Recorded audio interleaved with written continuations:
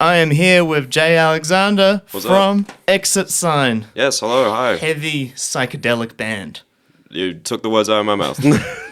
That's such a funny combination. Yeah, man. Because the psychedelic, I think, normally was more about like peace and like chill, and then you guys introduced the metal. The boom boom pow. Yeah. Tell me about those two worlds coming together. Why you guys combined those two worlds together? It's quite unique. Yeah, 100%. I guess I can kind of talk about, part of that includes the start of the band even, and just some of my music taste, but I'll try and condense it into why. But we started off wanting to be heavy, just probably thrash or somewhere about that. I mean, I'm with two guys who love Metallica to death, and I think Kevin, our drummer, loves Tool as well, so we just like that kind of idea of, you know, something being very loud, really in your face, but like, we tried it out just that, and it didn't really work out that well. We have like 3 songs we despise that we wrote because it was trying to be something that we eventually just didn't like. And just too much on like that metal side of things? Too much trying to be something that we just weren't clicking with. Oh, okay. Kind of like, I'm not going to say sell out because we're not even, that's not like, we're not even in a place to sell out, but like, it felt contrived, I guess. It felt like we were trying too hard to be something without like really finding ourselves.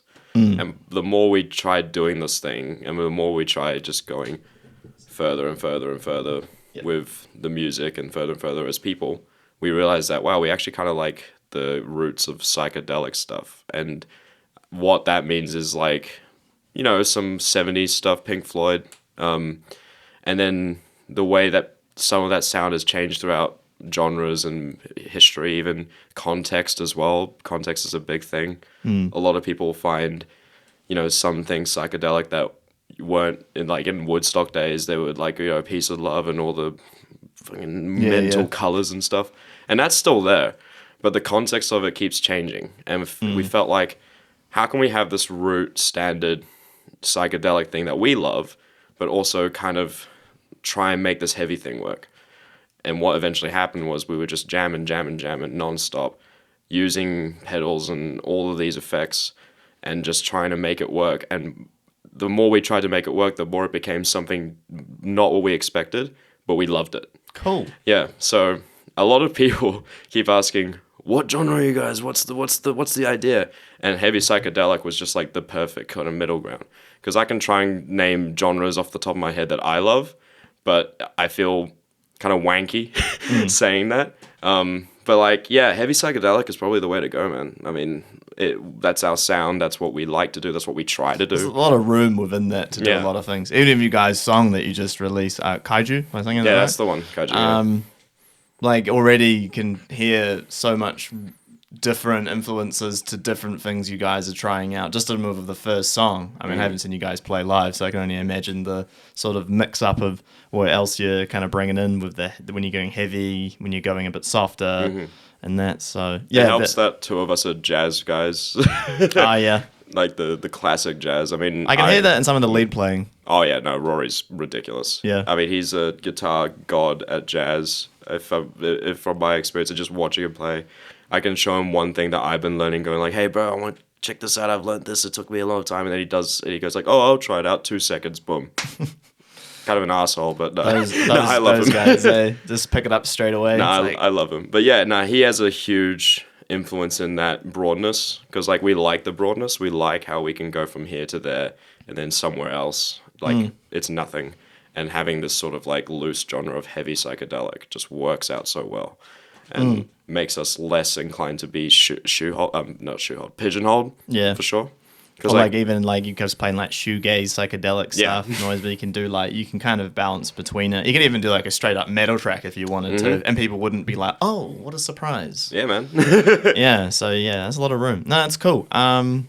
What's kind of the reason for you guys to pursue such a band like this? I mean, it's unique. It's like trying to do something like this. It's definitely tap it into a few different niches. I know you sort of said that you're doing it, like you started off doing something more standard and it became this, but I mean, I think doing this kind of like music, it's to try and appeal, it can be quite tricky, whether or not you're trying to do that. I don't know. Ideally, most bands would like to grow an audience, right? I mean, yeah, definitely. I mean, I'm happy with where we're tracking with that. I mean, there's definitely people who are keen to see just the surprise factor. Yeah. Because like a lot of I don't know. I see some buzz. Yep. Sweet. Yeah. No, early days, like we've only been a band for like a year. And very new, very something fresh. like that. Yeah. And in the early days, we did nothing but Swamp Cult record metal shows, like Ding Dong Lounge, Thirsty Dog, when that was still a thing. Rest in peace. Because that's gone now, eh? Yep. It's now going to be a bakery, I think. I played Thirsty Dog a few acoustic shows and a few bits there. Man. So I had to do my own sound a few times. Bro, no, yeah. Screw that. We always had that one guy, Len. Shout out to Len, bro. He's so funny.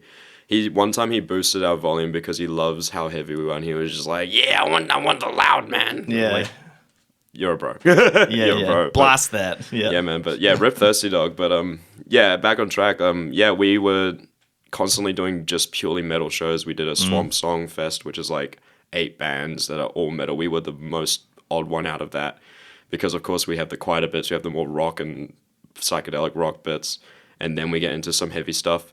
But then there's these other bands that are like deathcore, bloody fucking, grindcore, just straight, like all the way through 110% from the get-go, and we kind of go 80 to 100 back then anyway. But we use the fact that we stand out a bit. We always use the fact that we kind of are like the odd one out in some respect. You can play a lot of different kinds of shows with different bands and artists as well. Playing a shoegaze show would be funny because you guys will be the heaviest band. Yeah. But then you guys play like a death metal gig and it's like the relaxing. It's sort of a bit more like toned down. Because it actually has dynamics. We're like the nice interlude before the chaos. But it's funny you said that because a show we did recently was with a grunge band and a shoegaze band. Cool. And in fact, the shoegaze band Chlorine, shout out Chlorine, Kevin, my drummer's in that band too. Oh, yeah. So nice little Auckland is a small city fuckassery going on. Yeah. As it always does. But yeah, we fit in right there as well because we have the dynamics, we have that broadness. And when it comes to building an audience, I guess, the surprise factor, we rely a lot on that. We have like a clear visual medium with like our profile picture being, just a moon that Kevin took one day. And I thought that looks way too fake to be a real photo, but it's a real photo. Crazy. And the album art, which I did. Oh, you did that. I was going to ask you about that. I really like it. Yeah, this is too, it's trades. No, it's not a trade secret. It's just funny. I got a free PNG, uncopyrighted picture of a wave. Yeah. And I put it through Photoshop for 2 hours while I was not even paying attention. I was probably, reading manga on my computer while just moving my mouse to the other side. And then it ended up like that. And I was like, okay. That works. Yeah, that's cool. There we go. I mean, Kaiju in itself is kind of like a wave. We like that song especially. We want like a water theme going, so that's why the blue's there. And I got a wave because it's like, okay, that's something I can easily work with my fuckery Photoshop experience. I'm not a pro. And boom, that just showed up. And that's another thing is, we have an image, we have a color palette too. Yeah, something to work off in the future. Yeah, colors and fonts and all that fun stuff. Oh, the fonts, yeah. We got the blue for the studio stuff at the moment. And then obviously from some of our live photos, it's either red or just a haze of different stuff. And that's actually a funny thing. I kind of do want the lights to be in a specific way sometimes. If they can't help it, they can't help it. But like we try and do red wash here, blue wash in these songs. Like I'm not anal about it. I don't ideally you'd like to have ideally. I don't go like, fuck you guys, I'm going to walk away from the show because you don't have, blue 76 C3, whatever the color code. Hash C3 427 or something. Sea foam green. Call yourself a lighting guy? You don't know your hashtag lighting codes off by heart? You don't know pigeon blue, bro. Come on. Fucking hell. But yeah, we love having that visual experience. We love having the surprise factor. We let the music speak for itself as well. Sure. We love doing that. Speaking of the lighting park, I also noticed your shirt as well as with Meshuggah. I'm sure you've seen the video of Meshuggah's lighting guy. Crazy. Is that what you want? You want that level of commitment? If we could, if we could. I don't think your music's fast enough. No. I have an 8-string at home, but I can just play like the easy Meshuggah stuff. So gent is off the table for now.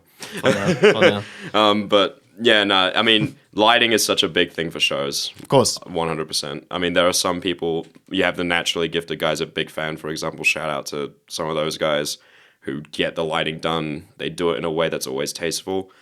Shout out to them. That's really hard to do. But then, of course, there are times where you have to kind of put it in as your artistic vision. And like it's something that you have to be like, okay, this is what we kind of want.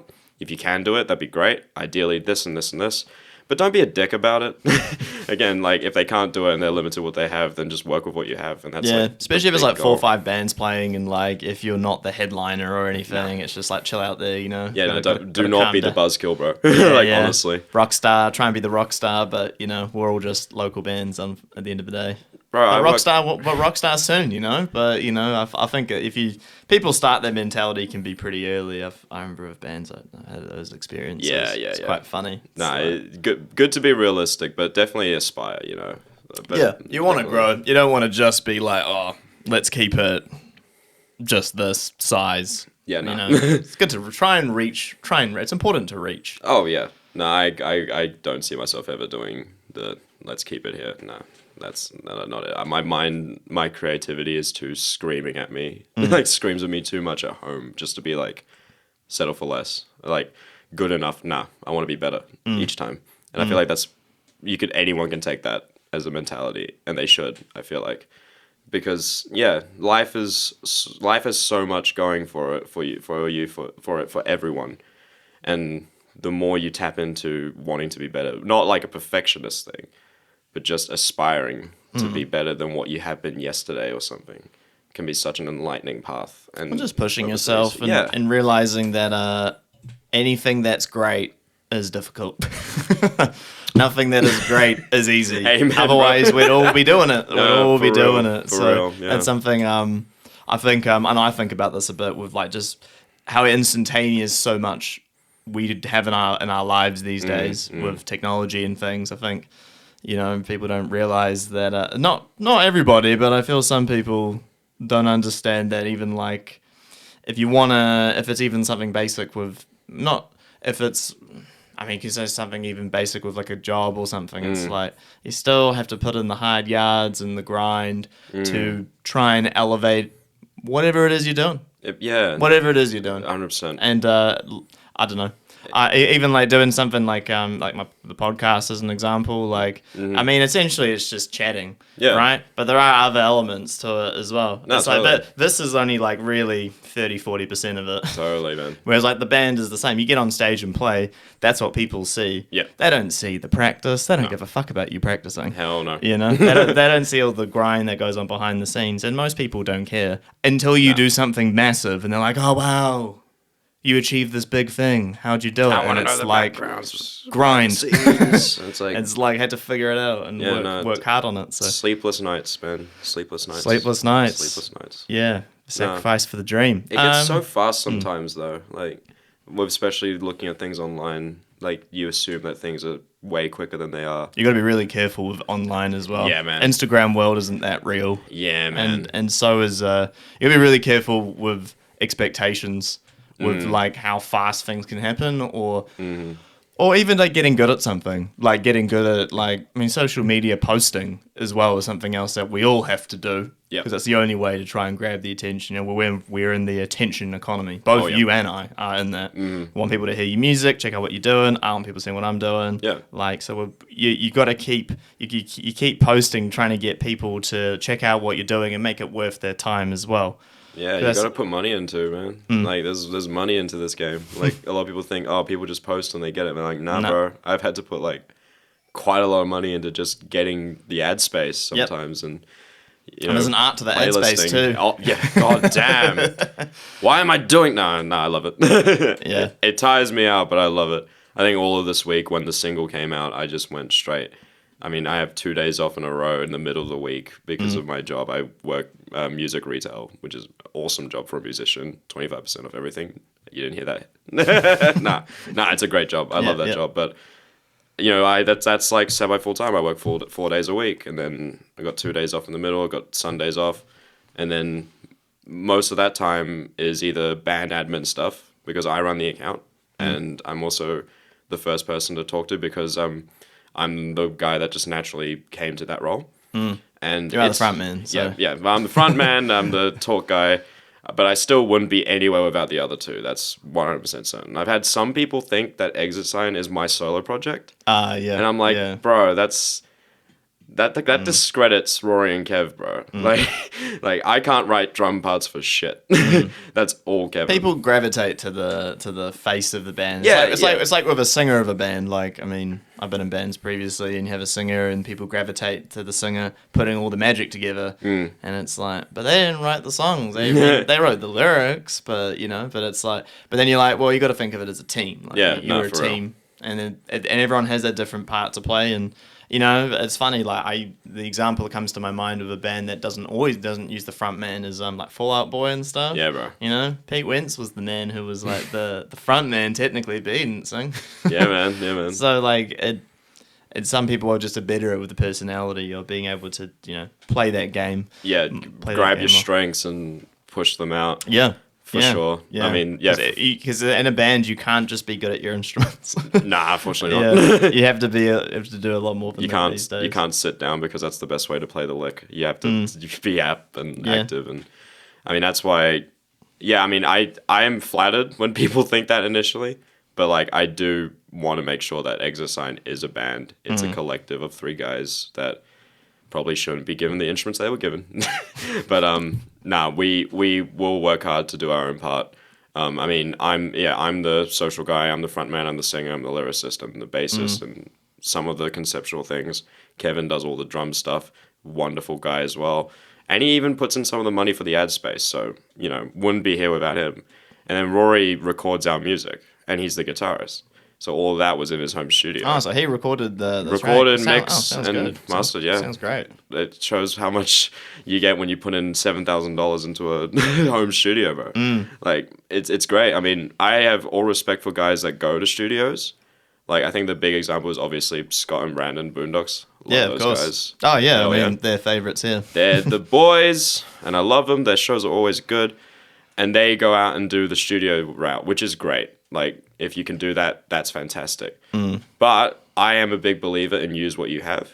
Yeah. And so Rory has his home studio, use the home studio, and then boom. I think it depends on the personality you got in the band, and also if someone has the expertise in a way of being outside of the music. Yeah. Because I've done a few recordings myself of music, and what I always found really hard was getting outside of not just my own parts, but looking at the whole picture. Because when you look at a recording, there's so many elements of everyone's parts and dynamics, and you can get all technical with the mixes and stuff, but there's a lot to it. And sometimes you get so into it, well, I did, that you need another voice there. You need someone else to be like, well, boys, like, let's change this up a bit. And you're like, oh, what the fuck? I want to change it. Fuck you. And then you're like, oh, maybe your idea isn't too bad. And then you open up more to trying things. But that's my experience. No, for sure. I like that, but I know they're not, everyone's got their way. Oh, totally. And I think just whatever works and what you can afford. I mean, recording is expensive. It's not cheap. I mean, the home studio. What you have. Home studio worked out great. I mean, we all had the equipment, but Rory had to get the equipment from the get-go anyway. So that's money. I mean, for sure. But yeah, I mean, Rory was naturally, for me anyway, and Kevin, of course, the best part because he's in the band, he knows what we sound like, he knows the parts so well. But he also, his main studio sessions are with hip-hop R&B artists. Then he has to do heavy psychedelic, metal, noise, whatever. And, that's a, kind of fresh eyes, even though he writes the music. But when it comes to mixing, he has to completely change his strategy to it. A whole different thinking. Yeah, it's very I mean, hip hop to metal, nah. Not the same. Completely different, yeah. And mixing style, completely fucking ridiculous. I mean, I've been with hip hop sessions before, not to participate, just because I was there. And then half of the stuff that they do, I'm just like, wow, I never would have thought of that. And not in like, oh, how to improve myself, but like just the process. I've never seen it before. And it's always so different. So like it's pretty cool that music, despite it being the unifying creative force that it is, can be so universally expansive. There's billions of different ways to get to it. It's like, it's great. I love it.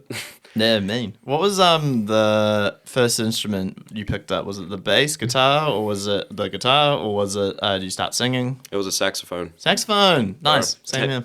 Oh, hell yeah, dude. Alto saxophone, bro. Bro, that's the sauce. I was tenor, man. Sauce. Yeah, tenor sax for 10 years. Nice. Playing mainly jazz and classical. I mean, that's obviously high school route. And then I didn't take it. I mean, I took it seriously because, like, I love jazz. Like, jazz is probably my favorite musical genre as a whole. You got a favorite artist? Pharoah Sanders. Okay, I don't know Pharoah Sanders. Oh, bro, Karma. This one album, Karma, change your life. All right. I swear to God.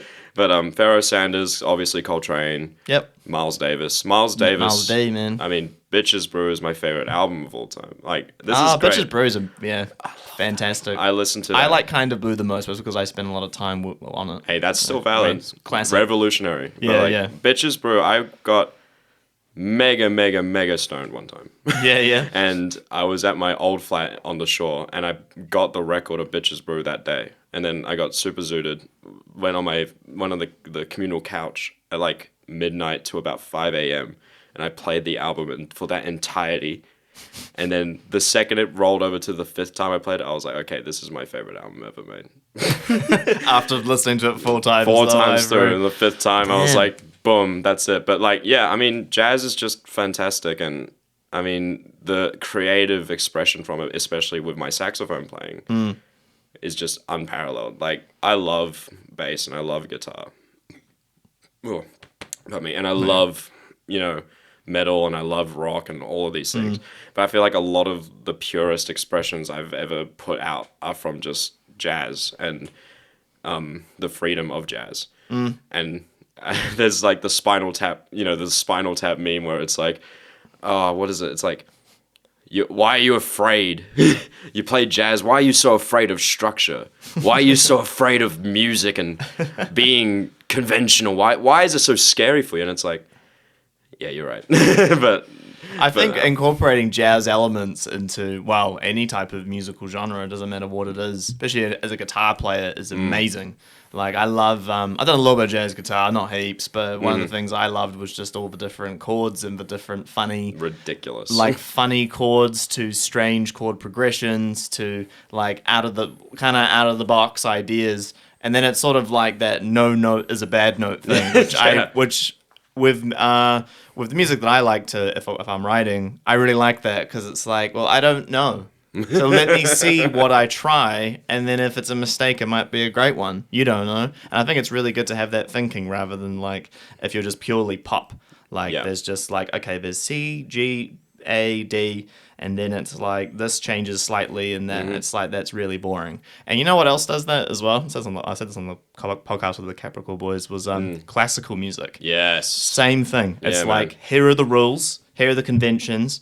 Don't get out of it. Like, this is what you're playing to. Like, because before you even, I remember when I was doing like a course in music, it was like, oh, here's the key, here's the time signature, here's where it might change, and here's the main motif. Now, right within that, and it's like this. It's a cool exercise, but it kind of sucks. Yeah, bro. If that's how you're always doing it. Whereas jazz, like, completely goes, flips it up, and it's like, there's no rules, bro. We're gonna speed up in bar 72, and we're gonna change this over here. And I mean, like, I find that really interesting. But it's nice to be able to have experience in all of it. Oh yeah. Because if you take experience from all of it, you can grab all the parts that you like, and then you can put that in your own music, like what you're doing, which is great. Yeah, man. Because like I listen to that song Kaiju, and like that big intro, and then you stop. For like, was it 5 seconds or something? Like 5 or 6 seconds. Yeah. I cracked up. I was just like, I thought this song was 4 minutes. And then it like comes back, and I'm like, oh, here we go. Oh yeah. And did you guys record that song to a click? No. I was gonna say no. You couldn't have recorded that to a click. No, man. I mean, no. Yeah. No, I was just listening, and I was just like, because the push and pull elements of the dynamics and the speed, I was like, this really sounds like it was not one take, but. Oh, definitely not one take, man. Yeah, not one take, but you know what I mean. Me and Rory wanted to kill each other at the end of those sessions, I swear to God. Yeah, well, to do that sort of music and not to have a click, like, click is kind of like safety. in a way, keeping things on the grid and, well, it's like the live click at, rock shows. Like, I'm sure when Queens of the Stone Age were here, phenomenal show. Love that show. They definitely had, like, ideas. Yeah, 100%. Click, yeah. Even though they're considered pretty loose rock and, like, Songs for the Deaf is completely just all over the place at times. But, like, they still have it. Like, you're right, it's definitely the safety part. But, like, recording what we did, we just felt like the best thing to do was just stay to the drums, get the drums, put it through, make that, well, not mix it first because there's nothing to mix it to, but make it like at least cohesive, and then play the song to that to the best of what we already know how to do. So like, yeah, I mean, we're doing that with most of the songs when we're going to record them. I'm not going to say when because I like the surprise. Yeah, but nice. Yeah, no, drums first is how we like to do it for sure. And that can even be, writing, and a lot of contemporary jazz, I believe, likes to do that as well. They like the rhythm to be that solid and down. It's either the bass finds the chords first or the drums are already like pad out. Like I know that my favorite type of jazz, which is spiritual free jazz, What's spiritual free jazz? See, this is the best part. I love talking about my favorite genres because people are like, huh? No, but is this like the spiritual parts? Like, are you saying most jazz isn't spiritual? I mean, okay, all right. You can't. All jazz can be spiritual. I think jazz in itself is one of the most important landmarking creative ideas that anyone's ever had in history. I'm jealous I didn't come up with it myself. But spiritual jazz is particularly large orchestration, incredibly lush, long pieces. So like the one I mentioned, Karma by Pharoah Sanders, the album is about 40 minutes, but one of those songs is about half an hour, called The Creator Has the Master Plan. And it's so lush. Like, it's like you're flying through the Himalayas lush because of the orchestration. And that's where the spiritual term got coined, because it's like an out-of-body audio experience. And then the free part is when they go kooky crazy and just like, oh, what's the key? I don't care. It's I love doing that. But part of that, so the spiritual free jazz of that, a lot of that comes from the rhythm first, rather than like the theory and the chords. Because again, like the chords are just there to be like landmarking or like grounding. But the rhythm is always going to be the part of like, this is the time sig. This is where the drums will be. This is the drums, what they're doing. They will go off beat, but they're going to be a pulse. There's always a pulse. Because a lot of the time people try that with like super free noise, whatever jazz. And it doesn't work because they have no grounding. And don't get me wrong, sometimes no grounding is great, but not the whole time. Because the whole time it just goes, shit. Like, I think it's boring. If you get on those tangents where there's like, you need some kind of plan. Yeah. You need a little bit of a plan. Yeah. When you go with that, but it's it can be funny. So when did you start doing music? When was the day you picked up the bass? The bass?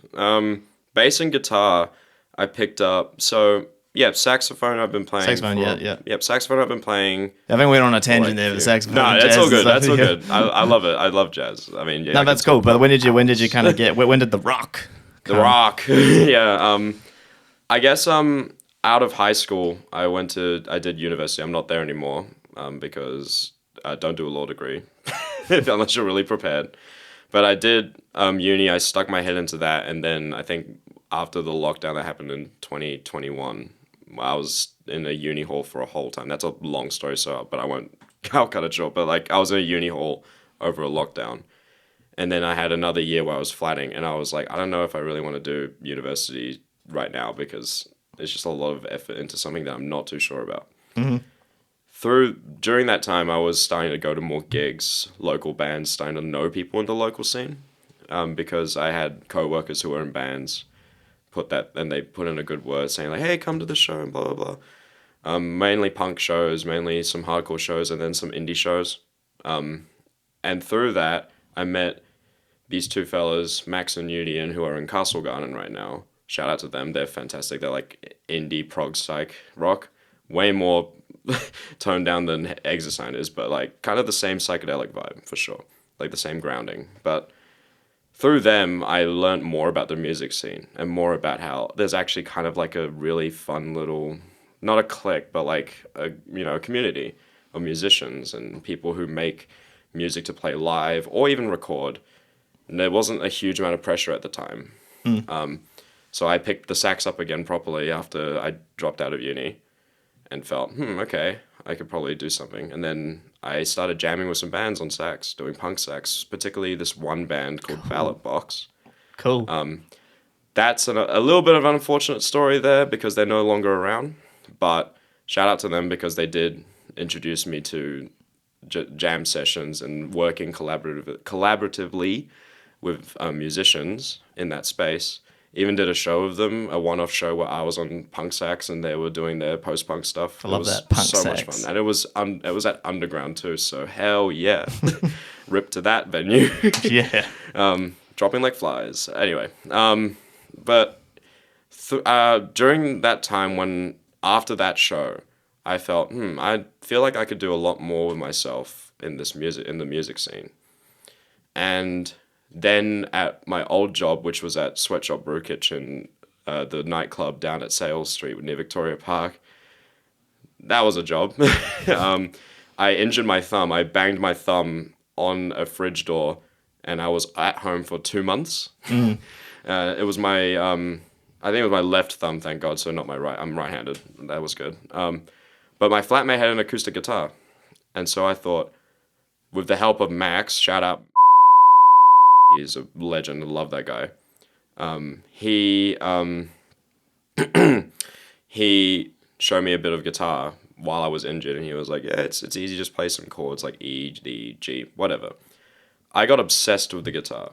So this was 2 years ago. I became obsessed, and I played it for like however long I did when I was awake at home doing nothing. I couldn't do anything. Couldn't go out until my thumb healed up.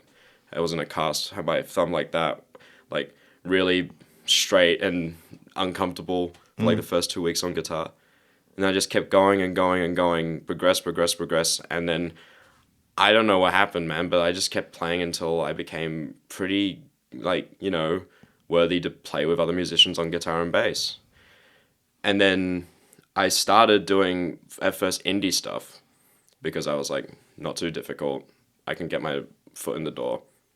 Root, not even bass, whatever. But then I just kept on progressing with learning the instruments, and then putting the saxophone aside for a bit, became really invested, put in money as well to get decent gear. Kept going. And then I was starting to really get into, metal and shred guitar, where I was like, okay, I feel like guitar really peaks when you're shredding like a madman and doing really fast stuff and really loud. So I kept going. And then I think a year later, I started jamming with who we now know as Exercise Bros, Kevin and Rory. And I was on bass because Rory's too good. I can't outmatch him. He's ridiculous. So it was like, you're on guitar, I'll be on bass. You didn't want to have like two guitarists and a bassist? It wasn't really... I've had thoughts about it, but I mean, we just, again, work with what we had. Sure. And it was easier to organize 3 people rather than 4. Yeah. And also we jammed a lot better as just the 3 of us, I felt. And I had one person, I can't remember who, asked to be on bass. But by that time, we were like really comfortable with the 3 of us and how we bounce ideas back and forth. And then, of course, I have my pedal board now, which is like loud as shit.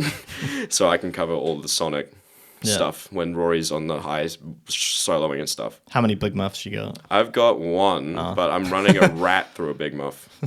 So hell yeah. Damn, running it through the big muff. Yeah, gotta have the big muff. Yeah, you have to have the big muff. That's a cool story, man. Like in terms of going from like full jazz sax for a long time, and then because of like an injury, you decided just to invest it in guitar quite recently. Oh yeah. It's not for very long. So pretty much you picked it up, 2021 you said? 2021. So like 2 years and then you're in a band playing bass and playing shows and recording. That's pretty great, bro. It's a lot of determination. It's quite a lot of determination. Did you think about starting a band, or was it just like, I just want to have something to do and get good at? I was originally with the early days of Castle Garden. So I was... You're doing sax really there? I was playing sax.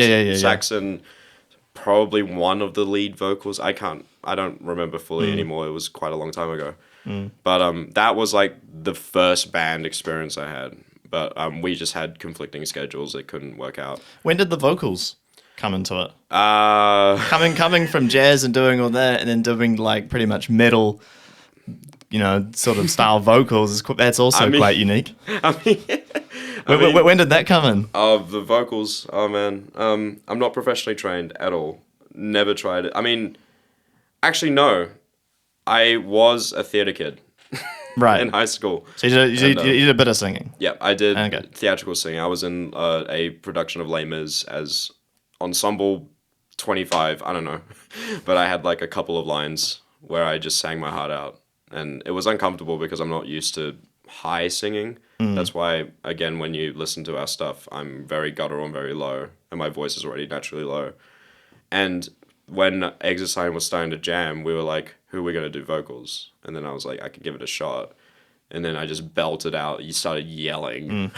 And they were like, wow, that's guttural as fuck, bro. That sounds mean, like all of us. That's cool. And then through time, I just shaped it to make it more vocally, So even though I'm really low, I'm still going through dynamics. I'm still putting this much volume in, this little volume in, going to this note, going to that note. I'm even starting to do screamo stuff now. Yeah. Because some higher screams. Yeah, like fry screams. Proper frying. Like fry screams are hard. I fucking suck at them. Yeah, they're so right now, it took me 2 months to get to this point. I can probably do it for 10 minutes of song before my throat just goes, shut the fuck up, Jay. You're killing us. Just stop. But I mean, the way I approach it is if you don't feel it in your diaphragm, you're hurting yourself. Yeah, it's got to be coming from yeah. And that's everything I do. And again, I have no training. I just do my own kind of thing. I fine tune it whenever I can. And the screamo stuff I'm definitely practicing at home. And even clean vocals I'm trying to get better at. Nice. Well, I was going to say you guys have room for that. Oh, yeah. You have room for all of it. So yeah, man. Even if you did like a melodic shoegaze type song, you could. And people are like, oh, this is not out of the way for your guys' style. I can pull off the sad, horny shoegaze. Oh, yeah, a bit of Chino Marino. They go like, all that. Yeah. Just like semi-moaning in the mic. And then, I don't know. I'll leave that to Chlorine. Fuck it. But I fine tune as I go with my vocals. And that just came out of nowhere. Like, the guitar and bass came out of me wanting to do something and then getting determined. Vocals came out because I could, and I just kept going. And yeah, I wouldn't consider myself a vocalist first. Definitely not. I've done this one thing for this band called Hori-Holocaust. Hori-Holocaust. Yeah, man. It's my mate Herb, bro. Oh, that's a fucking great name. It's fantastic. He is the G. He puts out he used to put out like 5 songs a week on his Instagram. Shit. Just at home doing his thing. That's some work ethic right there. Bro, it's so funny. Like it's grindcore, but like with the obvious like Maori sarcasm because the bro's Maori. He's a legend. I love Herb. And he asked me to do vocals for this demo EP that he put on Bandcamp with some other guys. And I just I didn't half-assed it. I put in my all, but the lyrics are just gibberish. And that's like my only session vocalist thing I've done so far. But like, yeah. I mean, I definitely consider myself instrument person first, then a vocalist. Instrumental first and all that. Like, I could not be singing without the bass or guitar in my hand. That's for sure. Yeah, that's an interesting journey to Exit Sign. That's not I think that's a very not it's an unconventional way to get to the band you're in. Yeah, I feel very late to it. I wouldn't feel late. I think I think it adds a lot. Yeah, okay. I think so. I think a lot of people will start like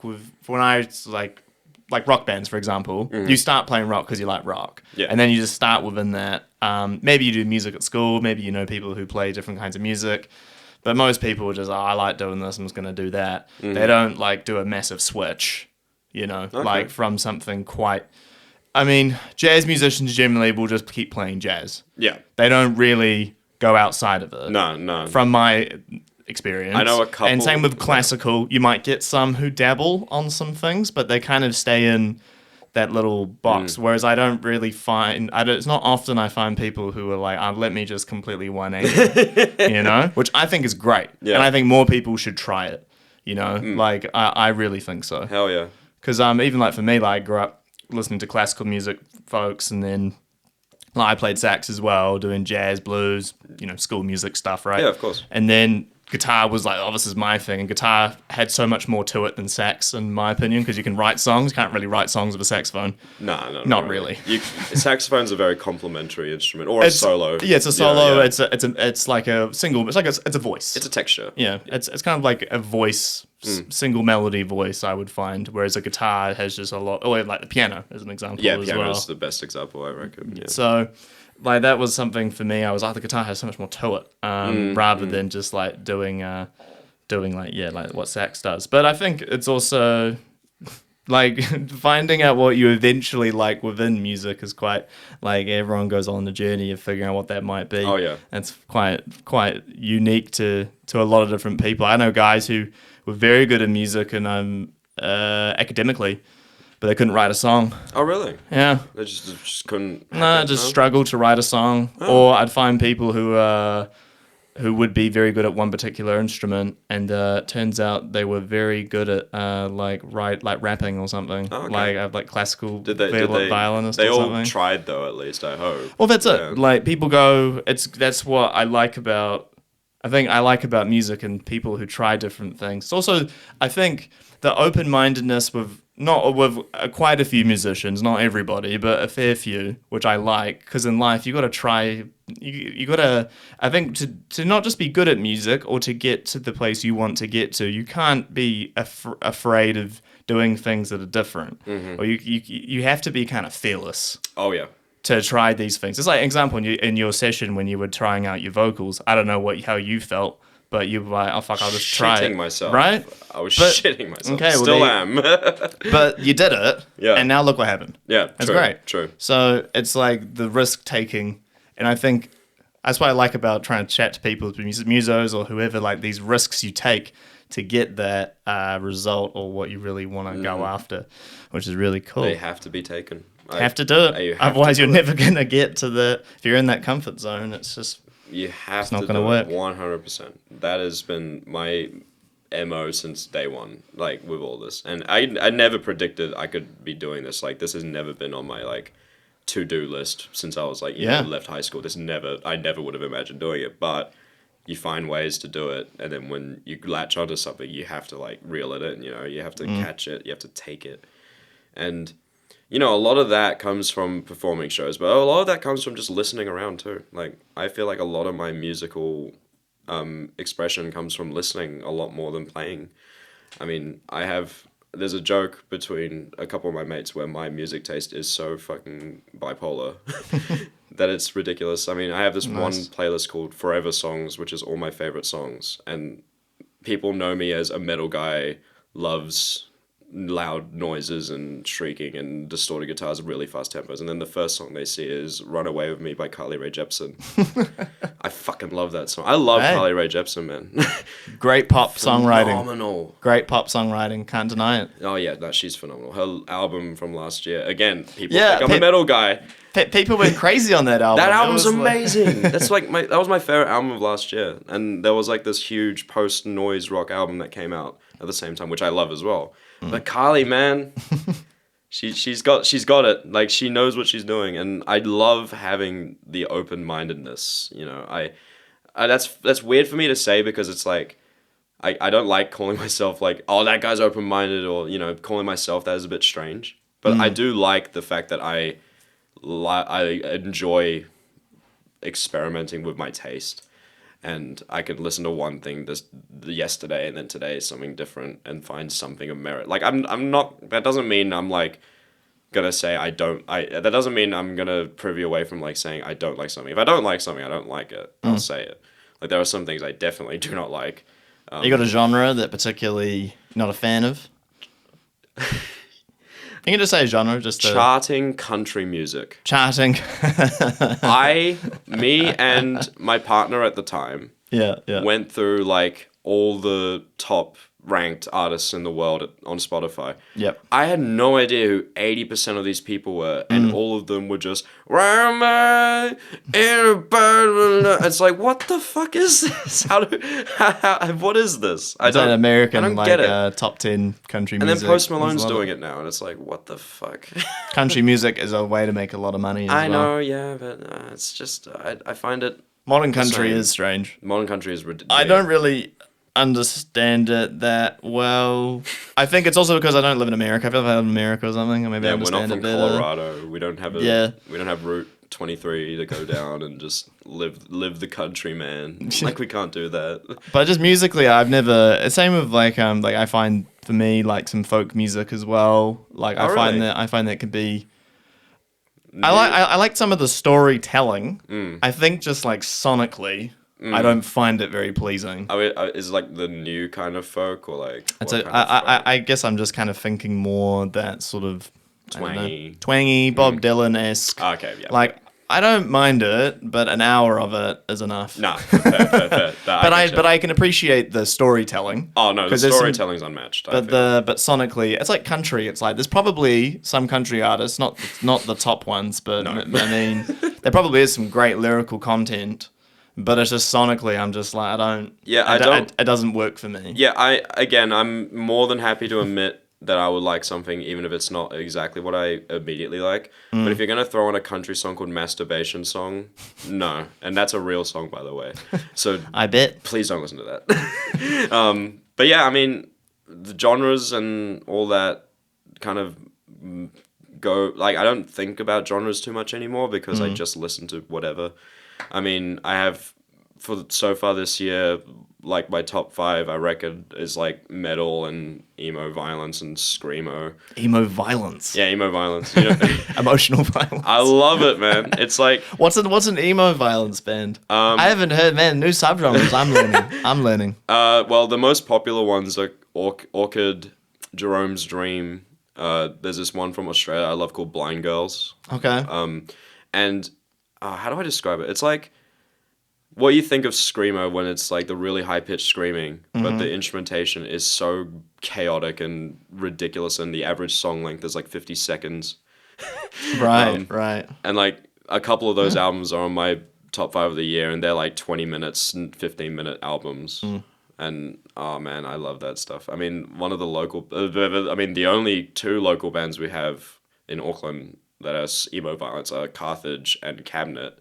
And Carthage are fucking massive for the all ages scene. Like, they're doing a tour, I think, this month of the North Island. All age gigs. Yeah. Cool. All age gigs. Okay. And I love those guys. Like, I don't know them personally, but I love those guys. Their energy is unmatched. It's just pure catharsis. And that's one of my big things with Exit too, is like, I love catharsis in music and just pushing it. And emo violence is the extreme of that. I mean, interesting. I love that shit. But again, if you go down a little bit, so that's like my top 5 is some metal stuff. But then in between that, there's like some synth pop, some progressive dance music. Yeah. Not like DMB. Fuck DMB. Don't like DMB? Not really. No. Fair enough. Not casual listening. Not like active listening. Like if I'm going to a festival and I'm on like every drug known to man, I won't give a fuck what's playing, but I wouldn't sit at home and be like, I'm going to put on DMB mix 27 right now. I used to be obsessed. I used to be obsessed with it. Fair enough, man. Absolutely obsessed. It looks like a fun culture if you're into it, you know. It wasn't actually the culture that Nah, it was more like, if you listen, there's one group called Noisia, have you heard of them? Oh, no, yeah. That kind of stuff. Okay. I really liked it because it was filthy, and it was very technical for drum and bass. Like the drum beat, all right, you know, bunk, bunk. Yeah. But you know, everything else they were doing was pretty like levels above everybody else. Oh yeah. In terms of production to what they were trying to do. But see, I'm happy that you say that and not just because I can get fucked up with my mates and go roadies. Yeah. Well. it would sort of like I think just like the genre I took me ages to get into electronic music wise was house music. Oh hell But yeah. but these days I love it. I love working to house music. Like Bro. I know I don't do anything. My mum. House. I mean, just like when I'm working on the computer and that, Yeah, bro. it's just like some progressive house or funky. I love funk house. That's Funk sick. house is good. There's real funky, upbeat, positive, and like good yeah. beats and like really crystal clear production Yeah, with bro. the Sims guitars and it's great. It's great a lot of vocals. hard work. Yeah. And the way they layer it together, I'm just like, yeah, that is like I feel good. It's not too intrusive, like because I listen to metal when I'd work. I'm like, I love it, but I can't. I can't focus. I can't focus. Or if I have something too chill, I just want to sleep. And like that sort of middle ground of funky house seems to hit it. I don't know why. Yeah, I couldn't listen. I'm a metalhead. I couldn't listen to metal when I'm trying to sleep. Like Sleep or work. I'm like trying to focus on stuff because I start getting distracted myself. I tried listening to like I don't know, like slam metal when I was trying to sleep, like Cryptopsy. I mean, they're more death Cryptopsy. metal. But like, the heaviest yeah. I can go is Varda's Murder. That's probably the heaviest. Okay, It's probably the heaviest I can go. that's fair. I've seen grindcore bands and stuff play. I understand. I can appreciate it, but it doesn't do much for me. Nah, fair enough. That doesn't do much. Nah, I'm all in that shit. I love Wormrot. I love people who love it because I'm like, wow, this is fucking like gnarly, and I think I just appreciate people who are willing to express themselves in such like bizarre, creative ways. And like with metal, I mean, the heaviest thing you can do is grindcore, pretty much. I'd say so, yeah. It's probably the heaviest, most like the closest thing to just being like, you sort of like wincing almost. Yeah, the most extreme band listening to it live, Yeah. I prefer it. At home, I can't. Fair enough. Live Live is where it's at. Live's cool. Yeah, the most extreme metal band I know is Grindcore, Full of Hell. Mm-hmm. So yeah, no, live Grindcore is. I mean, I just think live extreme music is impressive. Live extreme music is very impressive. Very impressive. Same with like technical death metal stuff. I've seen a few groups. Yeah. But again, like at home, it just doesn't do anything for me. The Brain recordings of melting. it.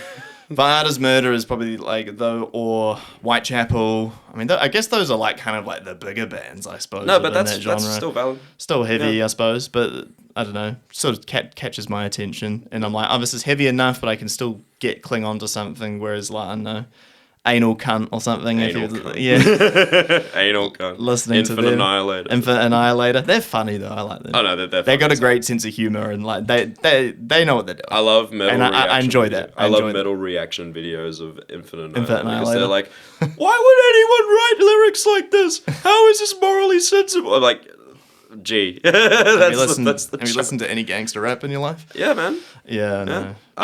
I mean like when people say that about metal lyrics, I mean. Oh yeah, You know, that's and true. then people, yeah. it's morally this, that, talking about killing people. What It's about like, have Freddie you not- Gibbs, bro? Have you listened to like any like NWA or something? Yeah, and then even like the more comedy gangster rap, like Danny Brown. Well, he's not Yeah. really gangster rap anymore, but his stuff is so obscene. But it's like that's the point. That's the joke. Yeah. You could like have one or the other. Like they're either all bad or they're not bad. Like I find it funny, but like yeah, catharsis, man. But like it's funny how you mentioned the heavy stuff because a lot of people can do heavy music. Like especially at Ding Dong Lounge, there are people who love heavy metal and they love all the classic hits and also some of the new stuff, like some deathcore. But they can't handle the abrasive stuff, like noisy stuff, like emo violence, for example, and some of the just like pure black metal even. Yeah. Because it's abrasive. Like it's just piercing, it's noisy. And I think like that's a big distinction I find a lot with my friends is that some of them love Gojira, but they can't handle some of the grindcore stuff or the emo violence stuff because it's noisy and it's abrasive. I like it. I love the noise. Is this going to the noise rock stuff, is it? Yeah, bro. I see you, Capricorn. No, nah. That was funny. Yeah, I'm- that had a bit of a reaction which I did not anticipate. It's but I'm it's all happy I good. did. No, it's great. I mean, I love talking about it. Noise rock is another favorite genre of mine, and not noise rock that's wank because there's Yeah. a big distinction. Of course. Though, distinction. I don't know if like you listened to that whole pod, but Yeah. the story I told was actually it's not about a noise rock band. It's actually about a noise artist. that I saw it. It was actually at uni, and it was a composition sort of day. But this was the hoity-toity academics getting together and bringing in these artists they believed or be deemed to be of the high caliber music, right? Okay. And it was like this noise, like there's this guy and there's a guy and this girl, but it was like the composition was just a guy with his synth. There's no drums. It's just a synth. This is already starting good, right? And then it was just like a note they'd play, and then like fiddle with filters, and then tell us a story about the song. Oh, okay, yeah, all right. That's kind of what I was getting at with that. And I watched them and explain it, and I'm like, it's just isn't that great. Like it's just and this it's real wanky because it's all like all like music academia sort of chat. And I was like, I just don't. I mean, who would you classify as quite a famous like noise rock group? I guess you could even say like, Velvet Underground? Yep, Velvet Underground. Like they started it. Yeah, I mean, basically, that's fine. That's cool. But like my point is if it's like I'm a noise artist, and it's like, well, what are you doing? Okay, this is funny because I have a solo project called Legate Tyranny. It used to be called something else. And that was my noise art thing. But I wanted to make this is my big distinction with noise stuff. I mean, noise rock is great. I mean, I love Velvet Underground, Fugazi, Sonic Youth, early Sonic Youth. Yeah, so I like Sonic Youth has that noise stuff. And also, for sure. And also, my favorite band of all time, Boris, is a 3-piece Japanese band that make huge drone metal and then noise rock and then J-pop. That sounds very Japanese. It's so cool. I love them. But they were doing the embracive stuff, of course, and they're noisy as hell. But it had a purpose of, compositionally, it was like real music and real thought. Yeah. Because the noise artistry part, and this is where I have a little bit of the same because I do it myself at times. I never want it to come off like, I feel like explaining what it means is so fucking pretentious. like doing it and then going like, it means this piece, like calling it a piece. Fuck off. like calling this a piece and then saying my expressionism of this, my thoughts around this was my internal sorrow is being projected into the way I feedback. No, it's not. No. Yeah, I hate that shit. Stop. Like, shut up. I'm a noise artist and I'm telling you to shut up.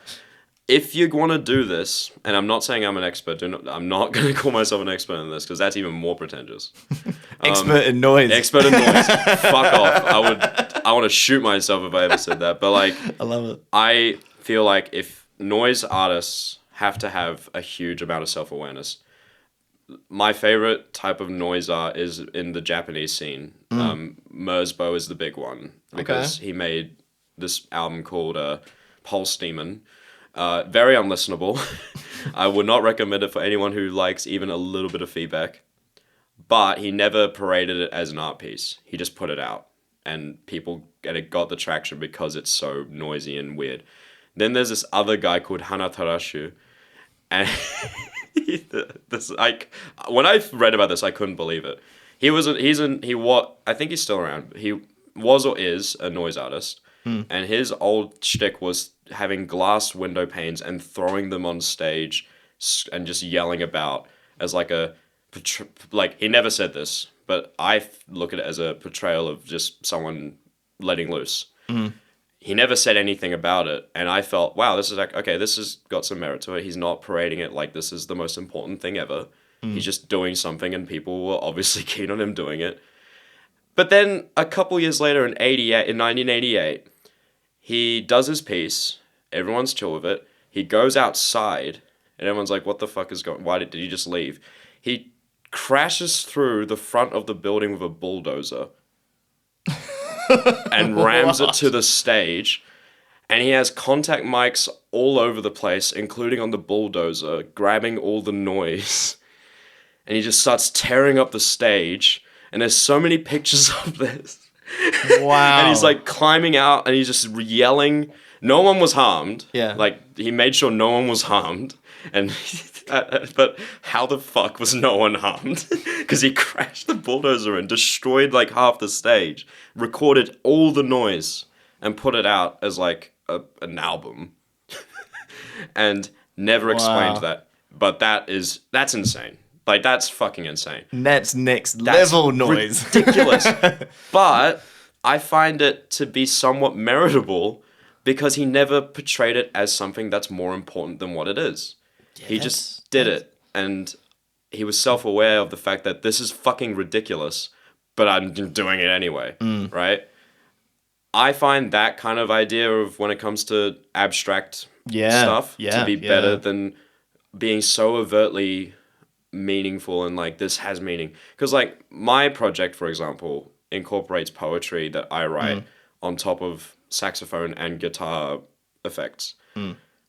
I haven't done a set of this yet, but my planning of it is like the poetry is some sort of grounding part where I have pieces of poetry here and there that I read out, and then I do improvised noise set. But I'm never gonna like parade that as I'm doing art or I'm doing this and it's meaning this.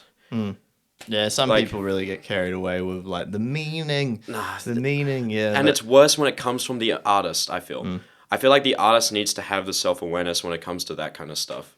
To know that this is not for everyone. This is not going to be a landmark important thing. But it is something that I would like to do just because I can. And so it means something to you. Yeah. It means something to me and that's my business. Yeah. But I don't want to indulge in it. Like, self-indulgence with that is ridiculous. It's like art movies. You can make a movie that makes fucking no sense at all, and then if you promote it as something that has a lot of meaning, it's gonna look pretentious. Yeah, and then people will be like, "Oh, it's not that this great. Is shit. This is not that great. Boring. It's all over the place." But if it's like meant to be abstract, But I did still find it funny with the Capricorn Boys that you mentioned that, because I'm like, wow, that's bad. I hate that that's the experience you had, because that is not. It was just that one time, like going with these academics, which I didn't like. But that wasn't even the main point of that story. But when I was like cutting bits together, I was like, this is funny. I'm gonna put that out. And then, people being like, you don't get it, man. I would never do that. And I was like, no, but it's like some people. But I was like, oh, sweet, this is getting out there. That's good. It's like, are you rage baiting or are you just dumb? And I'm looking like I'm both. I'm looking like an ignorant prat, but it's good for view. I'm both. I'm rage baiting and I'm an idiot. How about that, bro? I'll take it. It's the internet. Bro, noise art is rage bait. It is. It's rage bait. Honestly, the more I think about it, maybe I've got to get smash my house down with a digger and record it or something. You know what I mean? I've got to find that. That's actually pretty cool, though. Oh yeah, it's pictures. No footage. That starts really making your brain turn with thinking about art and abstract music sound, and you start thinking suddenly it becomes like a head trip to get you to try and get your head around, like, what the fuck, why would you do that? Abstract music, that's not, is it, could it be? Ooh, the music. I'm still thinking of the bulldozer, mate. Oh no, I'm saying about the bulldozer. Like, if he's an abstract artist but has made like music or something, but then it's like incorporating these extreme, like pushing the definition of what it means to be like anybody who does music or sound. It's just like very interesting. Yeah. Which like that's, but they're fucking entertaining. I'll say that. Insane, man. I could not believe the entertainment factor is there. Yeah, I could not believe what I was reading. Like, I gotta check that out. I was like, Jesus Christ. I gotta check that out. Unfortunately, can't guarantee that at an Exit Sign show. No bulldozers? No bulldozers. Yet. You're not a true noise artist then. Oh, noise fuck. band. Oh, shit. My cred's gone, guys. Cred's gone. Maybe you can start small. Maybe get like, maybe start with like, I don't know, a smart car or something. An RC car. RC car. Blow it up. Yeah. I already jump into the crowd when I'm playing in mosh. So like. That's cool. That's step one, and then step two is the RC. Yeah. Oh, yeah. Okay. Business plan first. Business plan, yeah. Well, I'm not going to sell and make horny shoegaze anymore. I'm just going to use RC cars. Yeah. And then the set just becomes, crashing big machinery F1. into the venue. Oh, man. What else do you do outside of... you do much outside of music? I guess. I mean, well, I mean, a lot of my life has become so music incorporated because that's just how it is. You know, you get back what you put out, for sure. The retail job is music focused, but it is still a retail job. You know, I still have to think about what my targets are and my customer interaction rate and getting there and blah blah blah blah. But like, you know, I read a lot. I love reading. You do poetry? Yeah, I used to want to be a writer, for sure. I used to want to write poetry or like novels. writing novels. Cool. Novels, yeah. Cool. I have this unfinished fantasy western, which may see the light of day if I give a fuck. I just don't have the time for it. It's writing is a huge time investment, definitely, and a social one too, because like you definitely need to put in a lot of hours just to get something finished. I mean, when I was in high school, I tried to see if I could write a novel, and I ended up waking up every day for like the summer, I believe, of year 11 or 12. No, 12. I woke up every day at like 5, right until about 7, so 2 hours a day of writing, just hard out writing. It was a first draft, so I didn't give a fuck about editing, just writing. Got something done. Yep. I didn't put it anywhere because, you know, I wrote it when I was fucking 16. It's not gonna be amazing to read, but no, I mean, I have a account on Substack with some short stories, and when I mean short stories, I mean subpar 5,000 to 8,000 words, and I used to want to do it yearly, but of course the music's caught up and don't have the time. But like, I love writing. I love literature. I love those kind of artistic expressions, because I feel even though music is what I do and I love music, I feel like they go hand in hand. They go hand in hand. Writing and hand in hand. And I also feel like writing is probably the most expansive creative thing.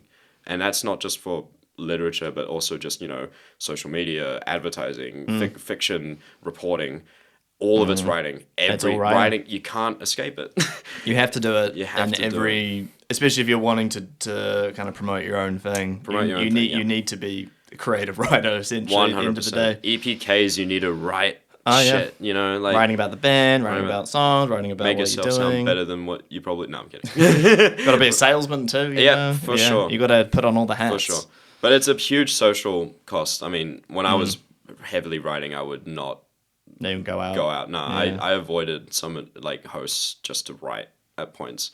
Don't regret it. Like, I'm not bitching about I didn't go to a party. I was invited. No, fuck that. I did enjoy the time, but it is like a huge cost when it comes to putting the time in. But yeah, reading is a big thing. I still read. I have like a fuck ton of books at home. Cool. What sort of like you got like a favorite sort of writer or genre? Yeah, I've got my favorite book is Blood Meridian by Cormac McCarthy.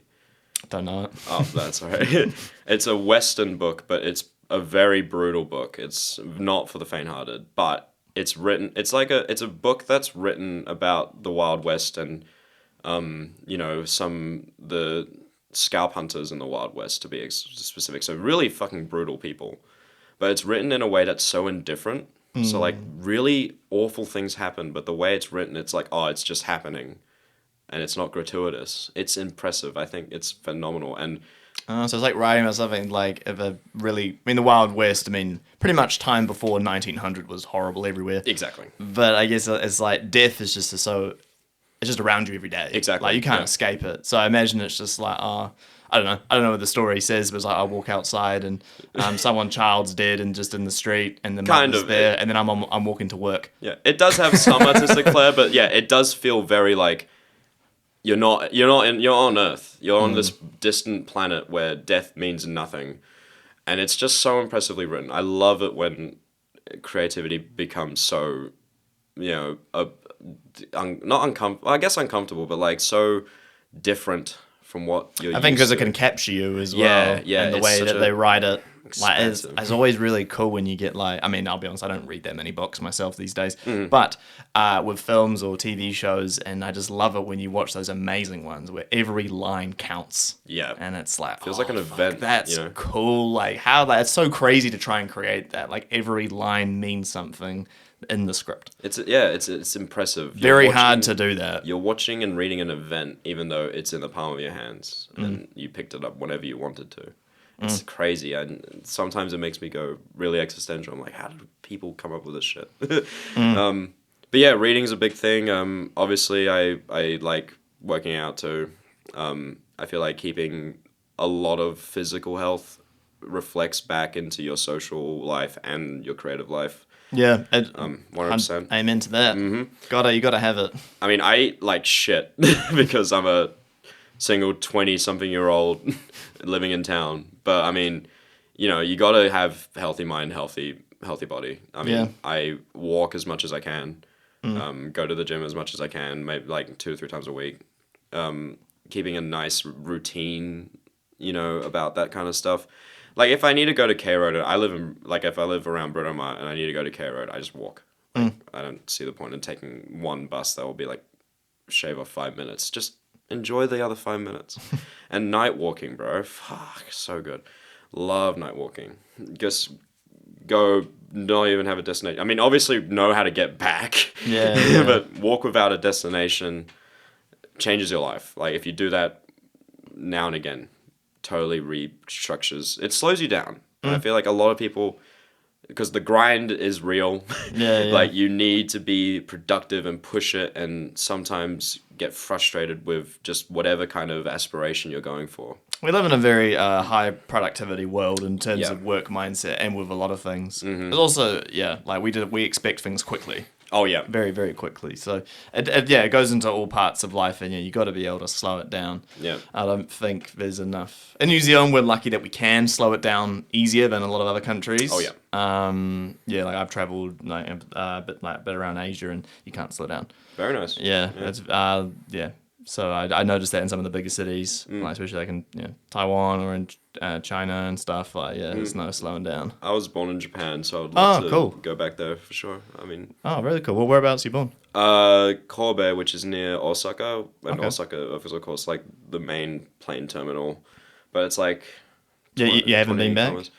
Not in 10 years, no. Oh, right. I mean, I've changed it. Wow. Yeah, well, 10 years ago would have been... No, a little bit before that was the tsunami. That's crazy shit. That's ridiculous and that was insane. Terrifying. I'm very grateful that stuff like that doesn't happen down here, but like it is fucking monumental to those places. But like, I haven't been there in 10 years. My parents loved traveling. I mean, they met in Sri Lanka. I mean, my mom's Japanese, my dad's Scottish. Oh, cool. It's a great blend. But they met in Sri Lanka, went to Japan, had me, then moved to Australia.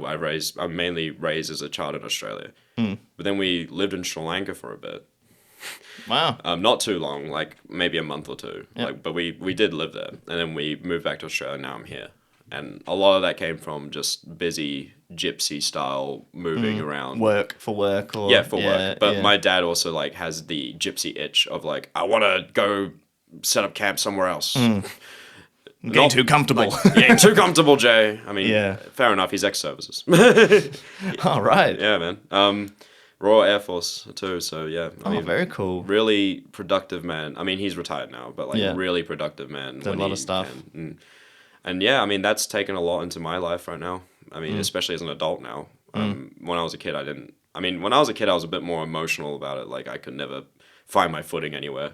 But it also did help me out a lot in that you have to just ground yourself where you can, and that home kind of is where the heart is, You need to... Environments also change a lot. I mean, I've grown up in New Zealand most of my life, but I find also moving around, I find it actually a bit easier. I find like sticking around in like a job for too long, I'm like, oh gosh, this is tough. Mainly Asia, you said? Is that like kind of the travel points around, or have you been anywhere else? Oh, I've been around Europe. Around Europe, into the States. I like to do more of Asia, something I haven't done enough of. I have Japan, so high on the list. Hell yeah, man. Of course, very high on the list. Great culture. I find society over there fascinating.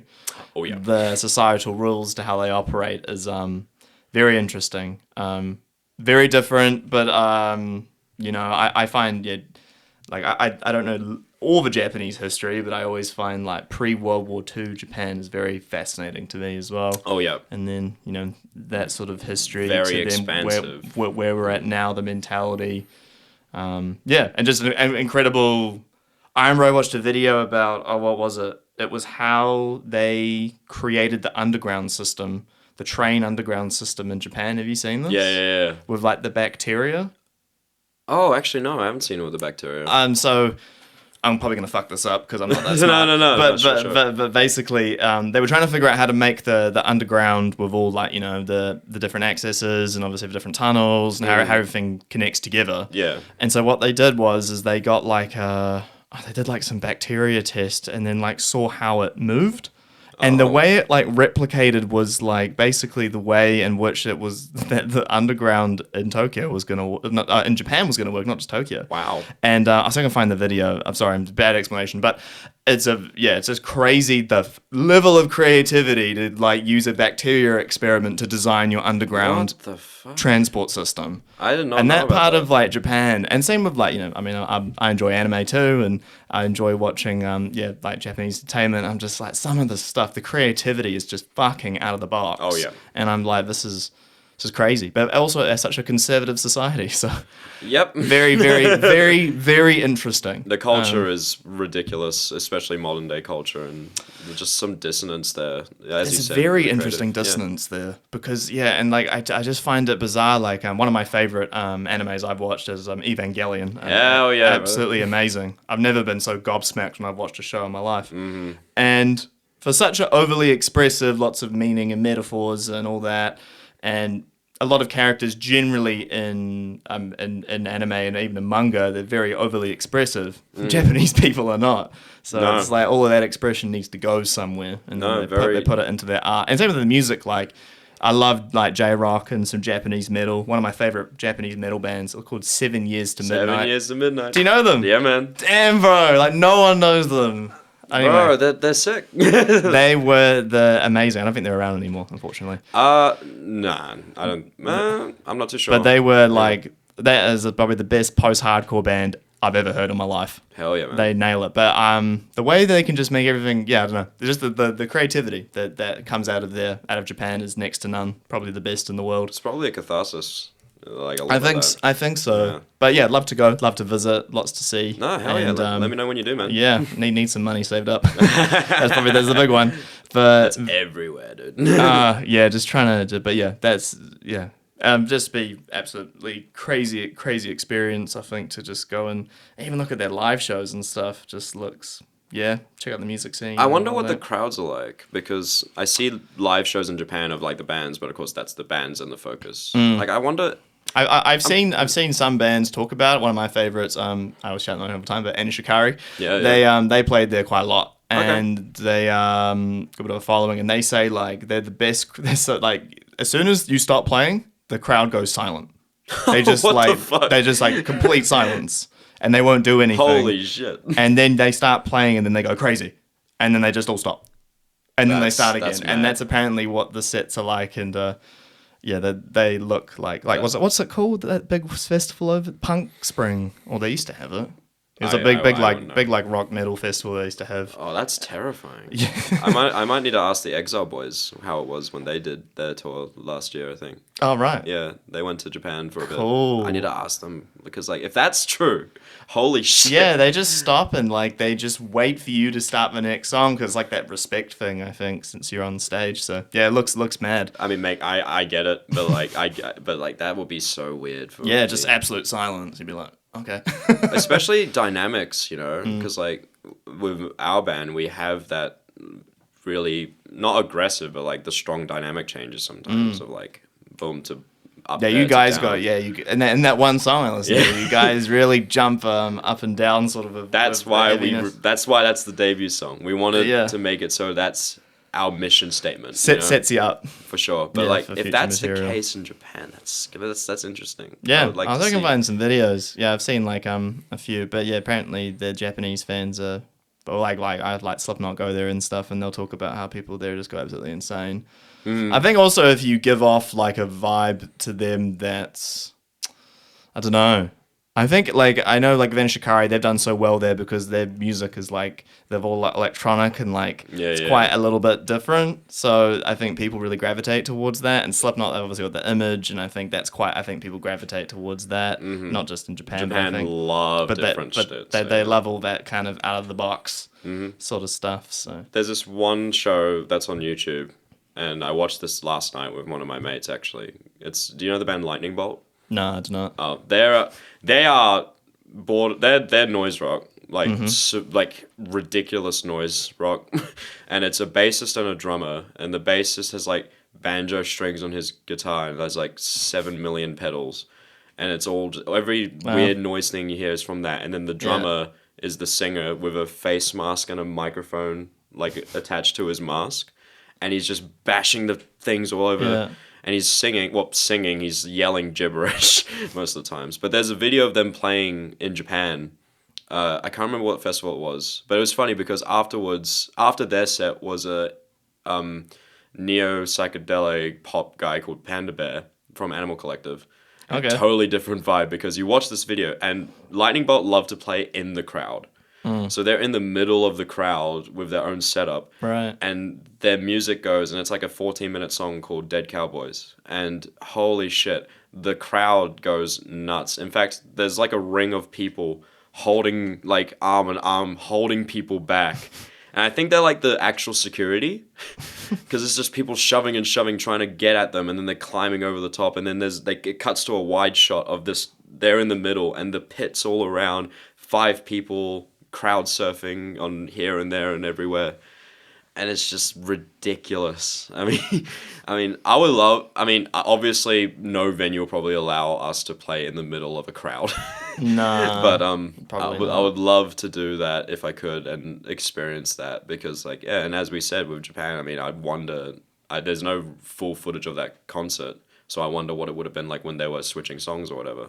Do they all just stop? That's what it looks like from what I've seen. That's good. Crazy. No, but that video is ridiculous. Like, perfectly encapsulates like the more extreme noise rock, but also the vibe of crowds like that, especially in Japan.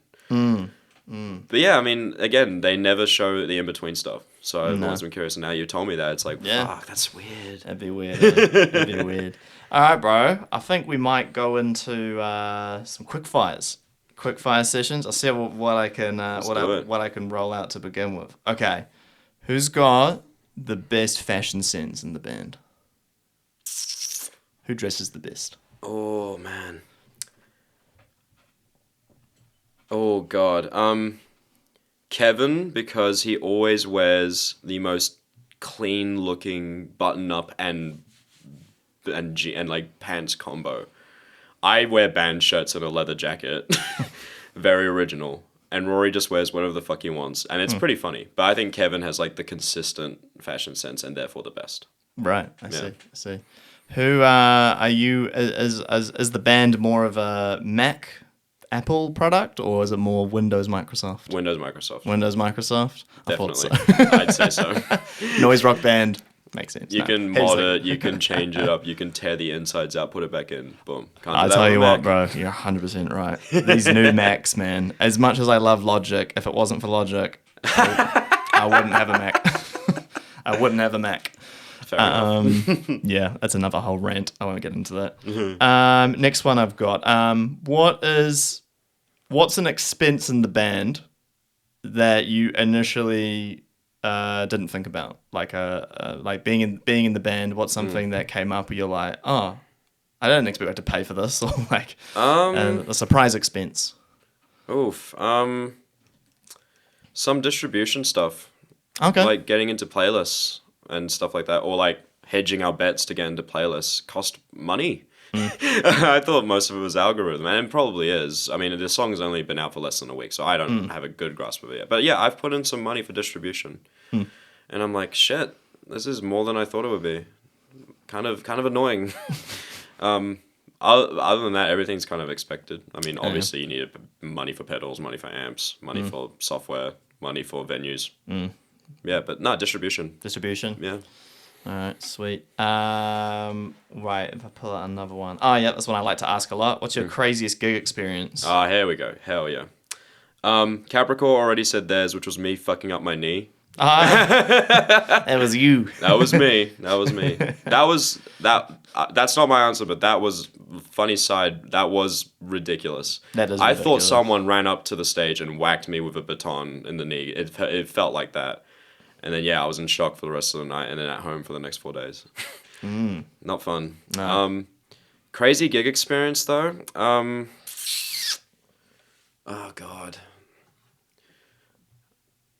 I'm trying to find, because like there's so many things that happen at hardcore shows, but they always happen all the time. Because like there's walls of death, and then there's all bunch of other stuff. Oh, so I've got one. There was a show at Grayland Library Hall, where the band from I think Nelson was coming called Sawn Off, and they're really good. They're just like balls to the wall, hardcore, chuggerific stuff. Mean. And before that was two of my mates' bands and one local band. So No Reason, Dark Tide, and Parasitic Infestation. Love all those three guys. Shout out Grady from Parasitic. I love you to death, bro. But I think during the Parasitic set, two of my mates went into the middle of this wall of death and faked a proposal. That's fun. Faked a proposal. That's fun. I mean, nah, everyone knows it's fake. I thought, should I say it was real? But nah, everyone knows it's a joke. But at the time, people thought it was real. So proposing it at a Grayland all ages hardcore gig. And then the second the yes was said, I ran straight into throwing hands. I just went boom, just whacked one of them out of the way, and then the wall of death happened, and it was like, that's so stupid. but hey, I mean, there we go. That's fun. That's a fun one. I like that. What's something else I've got I can just pull out? What is a piece of gear you have? Like let's say like a pedal that you have to have, and when you play. Apart from a tuner. Yeah, I have to give that stop the default. I'm not gonna say the Big Muff, even though I want to. Yeah. Because like any fuzz like that. I mean, I don't know. I love the Big Muff, but there's this one pedal I have called the Orange Crush Booster, which you flick it on and it's an EQ, and you can dial it up to a relative range. But I shit you not, by dialing in the EQ, you can change all the guitar pedals to bass pedals and vice versa. Like just like that. Like it's crazy. I would not be doing the shit I would be doing without that pedal. And it was like $300. So not even that bad, but not bad at all. But yeah, it has caused one of the funniest things that happened though was we played a show at Tuning Fork for Christmas. It was a very stoned Christmas. Stoned as the organizer. Shout out Jack. We were doing sound, and of course the Tuning Fork guys are used to more, arena rock and pop. So I whack on this boost pedal, which like I have the clean. I don't anymore because at that point I just use the amp volume. But I used to have this dial in the middle cranked a bit because that's the clean boost. I used to have it dialed up a little bit to like halfway, and then I whacked it on once while we were sound checking, and the Tuning Fork guy was like, you do know that when you hit the pedal on it goes up by 6 dBs, and I'm like, yes. Oh, can you that's pretty loud, and I'm like, yeah. yeah, I know. He was like, oh, it's too loud actually. Oh, okay, why didn't you say that? Yeah, it's like why didn't you just say it was too loud for you, bro? Politely trying to tell you, turn that shit down. Politely saying that, oh, I think your pedals are too loud, bro. And I'm like, in a metal band? Okay. Nah, respect that guy. That guy's chill though. Like we sounded really good that night, I felt, and that was a fun gig too because we played a cover of Santa Baby in the Exit sign style. Santa Baby, what's the Santa Baby? Da da da da da. Nah. Not ringing any bells. Stupid song. But no, the condition for that gig was we played Tuning Fork, which of course we said yes, but we had to play a Christmas cover, and I'm like, okay, what's the easiest one we could throw out? And then Rory and Kevin were on board. Like, I love those bros, man. Like, they're on board with a lot of things. We clash when we need to. We butt heads when we need to. But we always come out with just vibing, and we're still really good friends. And that's the way. Last one I got for you. Sure. You got any advice for any people who want to start being in a band or to take music seriously? Okay. Never close yourself off into one thing, I'd say. And that could be your genre, that could be how many projects you do, that could be how many people you know, that could be the gigs and all that. I feel like a lot of music and the enjoyment from music comes from being just broad and being very open-minded for sure, and taking not desperate, but like taking in as much as you can and learning from it and never being ignorant. I feel like being ignorant kills creativity. Agreed. And yeah, it kills creativity, especially if you're wanting to start. Be open. If you don't like something, you can always change. You have plenty of time. And just know that once you start, there's only one way you can go, and that's up. Hell yeah, man. I love that. Yeah. Awesome. Oh, thanks so much, bro, for coming on. My pleasure. It's been great. Anything you want to promote or shout out before we round up? So we are playing our single release gig. So the single's out. I hope people who are listening to this have streamed it. Follow us on Spotify. I think it's a fun track. Hope you guys think it's a fun track too. There'll be more on the way.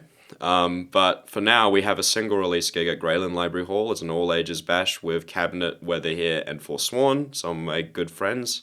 And it's run by Shitbog, which, of course, up-and-coming organizers, they've already done a bunch already. So yeah, September 14th, come down for a hoon, come down for a mosh, have some fun, and then, yeah, see you guys when we release more and do more. Sweet. All good. Around it there, bro. Cheers for coming on, and thanks everyone for listening. Hell yeah. All right. Bye.